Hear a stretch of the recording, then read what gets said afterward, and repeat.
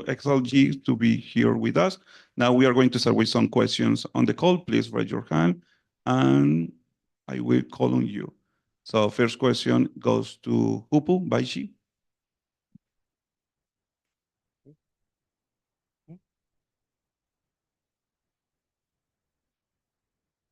The interview.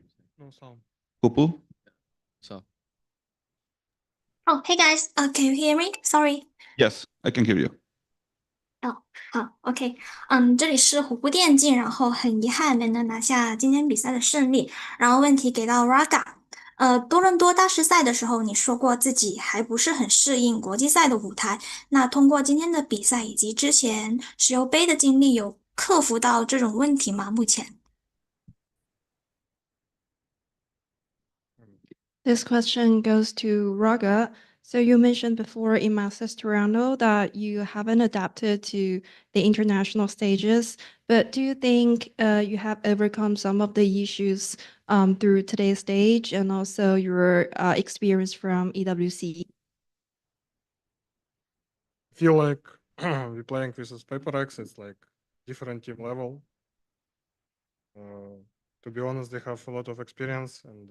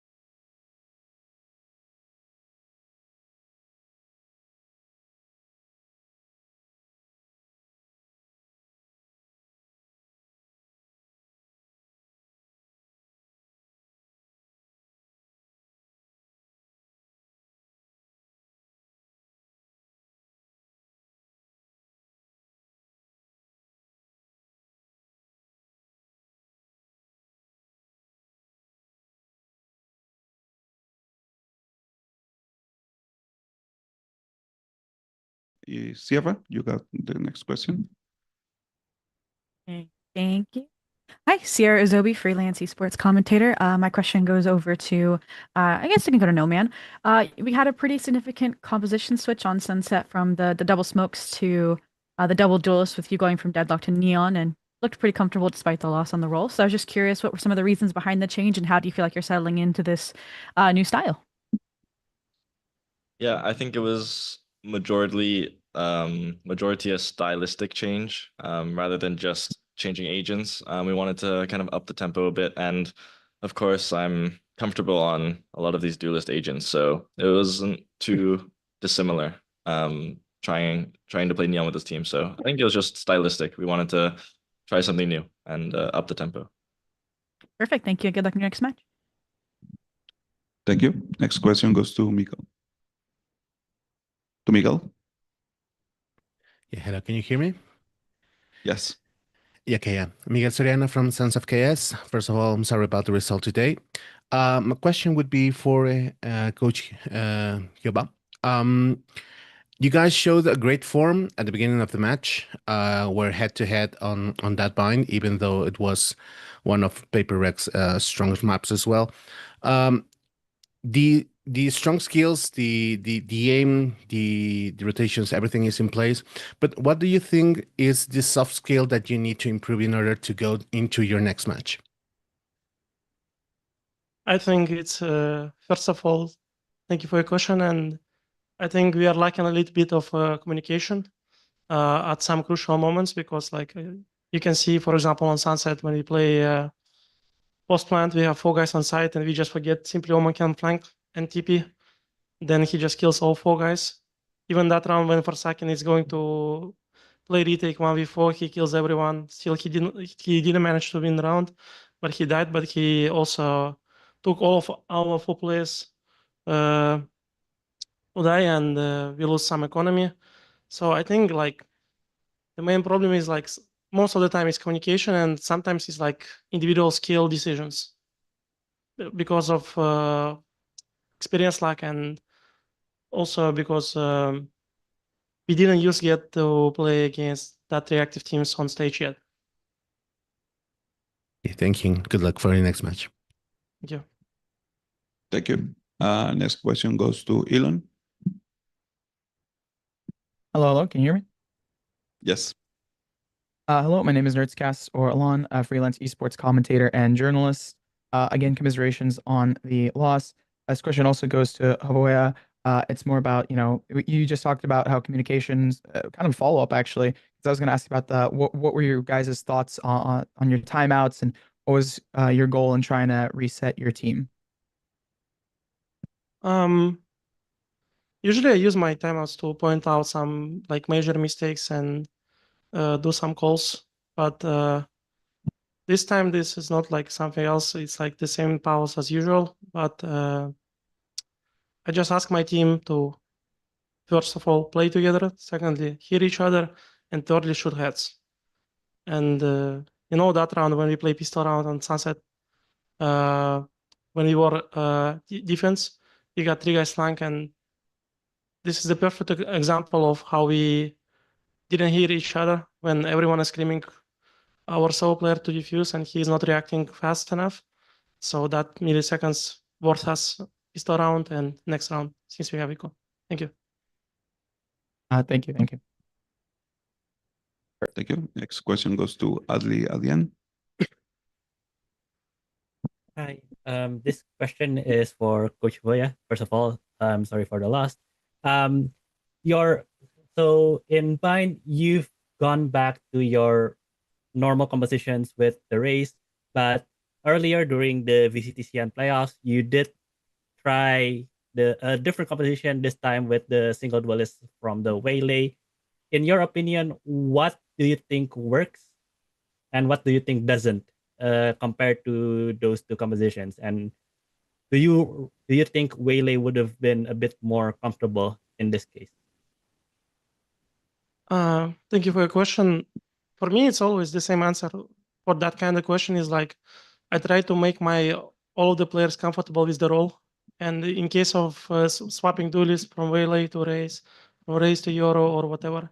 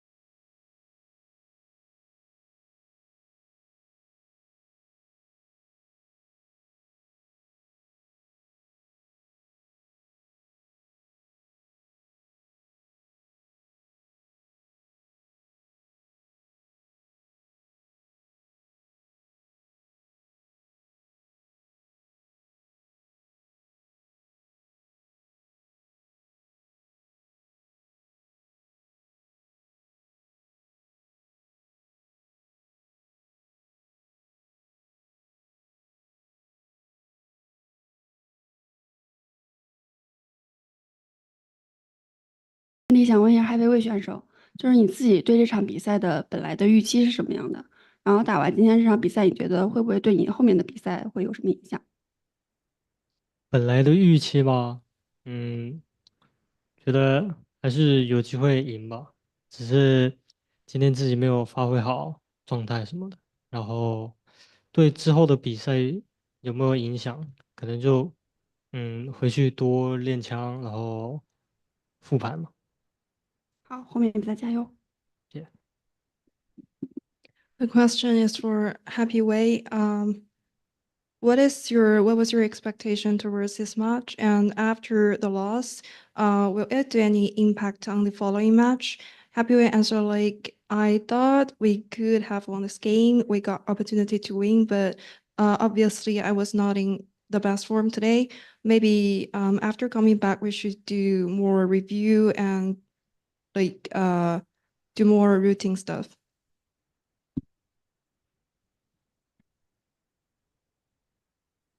Thank you so much. We don't have more questions here in the room. Also, we don't have more questions in the call. So XLG, thank you for being here with us and good luck in the match. Thank you. Thank you. Thank you.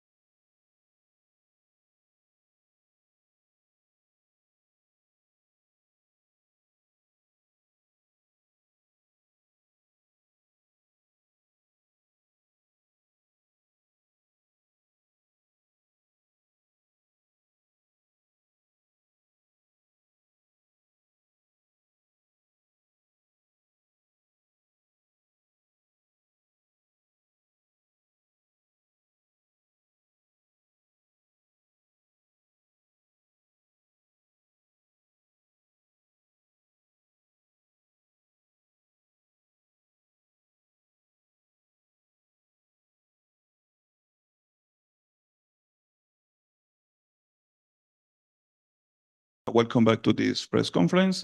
First of all, congratulations, PRX, for your winning today. So, yeah, now we are going to start with some questions here in the room. So, Valeria, you have the first question. Hello, guys. It's Lara. Congrats for the win. My first question will be to Ilya something. Pledchat ranked you as the best player of Champions Paris. So I would love to know if you care about anyone's ratings and how do you personally determine how well you performed? Don't really care what they think because it's their opinion and it doesn't really matter who is the best player in PRX. Just like they might say like 4 and other players, and just overall, I think it's like we don't really care about it because we already work a lot with the expectations, with the pressure. So we just like experienced enough to like close our eyes on it. Okay, thank you. And my second question will be to Alex. We were talking back in Seoul how you wanted to show the city to the guys since you're French. I would love to know how was your experience in Paris? Yeah, we have just been working, so no time to show anyone anything. But I guess we'll go out tomorrow and see what happens. Aside from that, yeah, how was it? Yeah, they learn one word. Just one. What? I don't know. Okay. Are there any places that you want to see? Like, I mean, I was born here, but I didn't really visit Paris. So I mean, I'll probably bring them to like Arc de Triomphe, Champs-Élysées, Eiffel Tower, you know, the normal stuff, and then they can go explore themselves. I'll go back and work. Okay, thank you. Why smiling, Jay? Nothing. Thank you. Great, thank you, and good luck next week. Thanks a lot. Thank you. Thank you. Now we are going to take some questions in the call. Sierra, you go first. Yes, hello, Sierra Zobi, freelance esports commentator from NA. My question goes to Forsaken. You said in the pre-event conference you wanted another MVP title, and obviously since you got it in Toronto, and something got it for Pacific Stage 2, and you both showed up in the first match. Obviously, you were 4K clipped, shipped everywhere, and the ace for something to open up. Oop, I think we're gone again.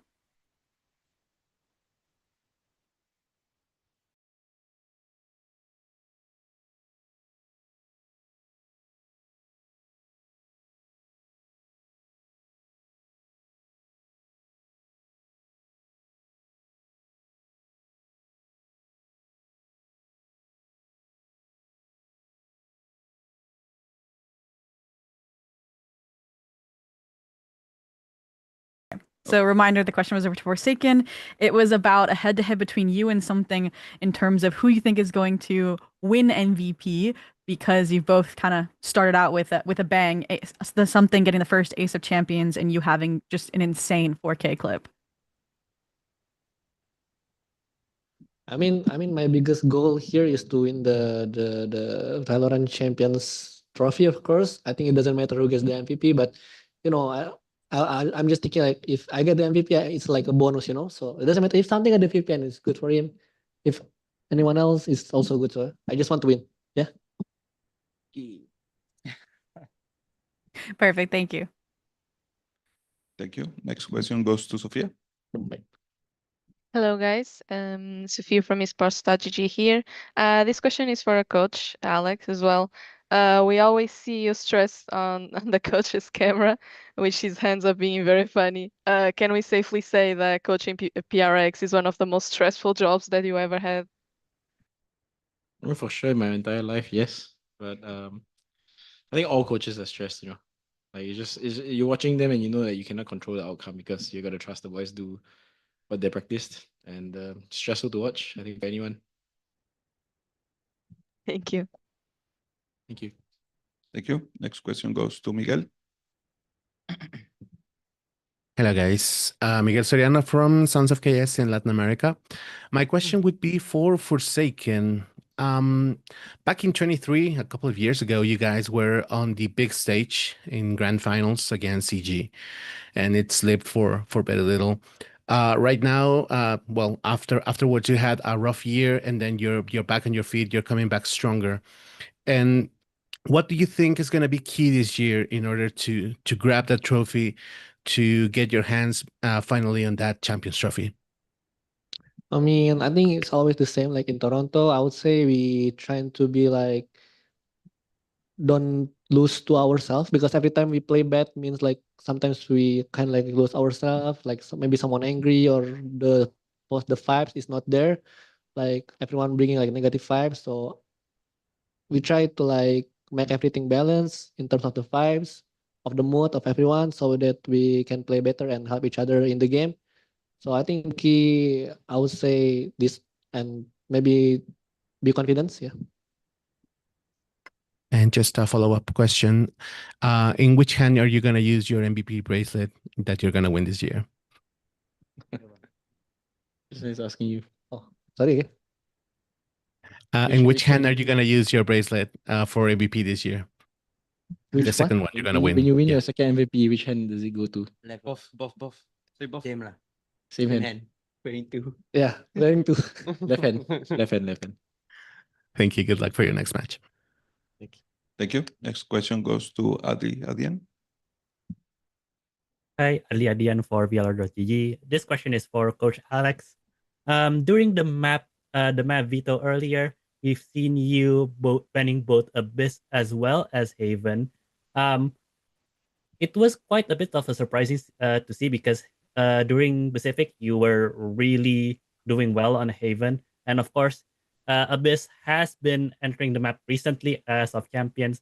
So what was the condition and reasoning for both of those bans? And for Abyss in specific, were you guys already prepped for it? And will we see it in the future or in the later stages?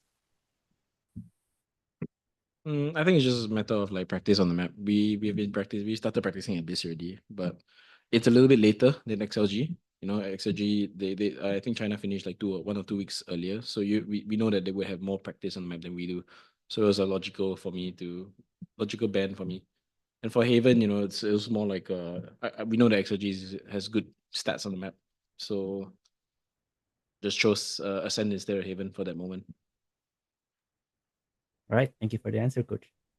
Welcome. Thank you. Next question goes to Ilan. Hello. Nerdscast or Elon, freelance esports commentator and journalist.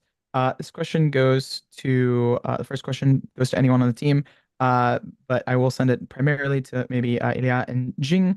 It's more about the life as a competitor and coming out to these events. With Ilya, you were talking about the jet lag from Korea, and Jing, having your parent here with you, and how does that like affect you as you're playing? Kind of to open up about that. You first? I mean, for Ilya or me, Jing. yeah. I mean, for me, it's of course it's always nice to have like a family member or something like come with you. Like even my sister's gonna come and watch, so I think that's kind of nice. Like if your family is like watching and supporting you, so yeah, I think it feels great. And about like jet lag, I think it's just something we have to learn to like try to fight, like because I think for our jet lag, even though we try to sleep earlier or sleep later, sometimes your body just doesn't adjust fast enough. So I think it's a problem that we have, but we are slowly like trying to figure out the best routine to fix it. Yeah. I mean, obviously everyone is homesick as a esports player when you are living in another country, another city. It doesn't really matter. I mean, being esports for me, just like I'm kind of living for it, because I started playing on PC overall was like from being like 5 years or 6 years, like small kid playing on PC in Counter-Strike at this moment. And overall, I mean, for example, for GG, like his mother helping him a lot. At my case, my girlfriend helped me a lot. She came today in Paris. Overall, she doesn't make to the match, but overall, yeah. I mean, and just overall being a sports player and win a lot, it's nice feeling. But when you start losing, then it's like the stress, the everything is coming. So basically, like for example, in kickoff, when we missed kickoff, we was all watching this Bangkok Masters. Yeah, it's Masters. We was like, oh, we should be also there. And yeah, it's a bit sad when you are not qualifying for a matches when you know you can be there. Thank you for the insight. Oh. May I have a follow-up or?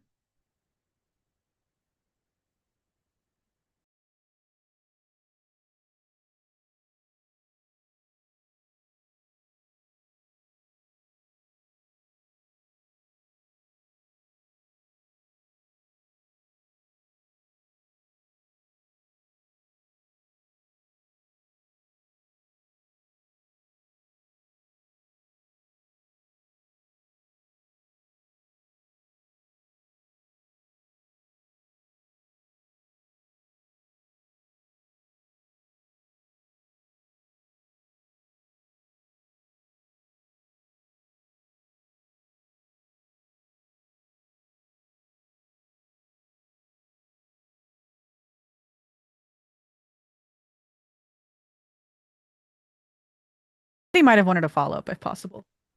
Okay. May I? Yes. All right, cool. Just final question to Alex. The game felt like it had a lot of clutches in it. And there was a lot of individuals stepping up. What do you think? What are your thoughts on that generally? Like, is that a benefit? Is that something you guys want to work on more team dynamics? Because there's a couple moments where it did need to fall on one player specifically to step up in that moment. I mean, normally when we go back and VOD review, I usually look at the team fights a lot, so to speak. I mean, I don't know if we can call it that, but I try to make sure that we are making the right moves in these kind of moments. So yeah, we'll look at it. I think this time, although it looks like someone was clutching, having to clutch up, I think it's because like our first few, like the initial engagement, usually we do a little bit better on that moment. But bottom line is I felt that they were in the right place at the right time most of the time. We were aggressive on the map, and I think there's a lot of positives to take away from this. So I'll be looking at that mostly. Like that insight. Thank you. Thank you.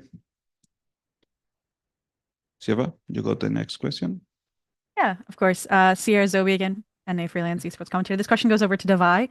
Obviously, PRX has been a long-time Sage user on Sunset in particular. So I was curious, how have you felt about the buffs, the increased wall and resurrection range? And have you found any fun implementations of it that you're allowed to share that we might see in the future?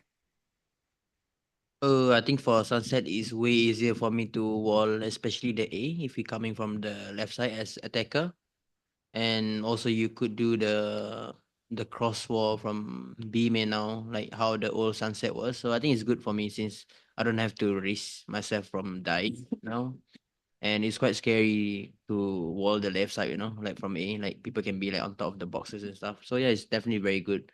And the rest also huge for Sage, I guess, since you can be further, you can pretend that you're on different spots since the rest could be from anywhere, now. So yeah, I mean, not super OP, but also good enough to use it for a certain map. Perfect. Thank you so much. Thank you. Thank you so much. That was the last question in the call, also in the room. So thank you, PRX, for being here with us, and good luck. Thank you. Thank you. Thank you so much. Thank you.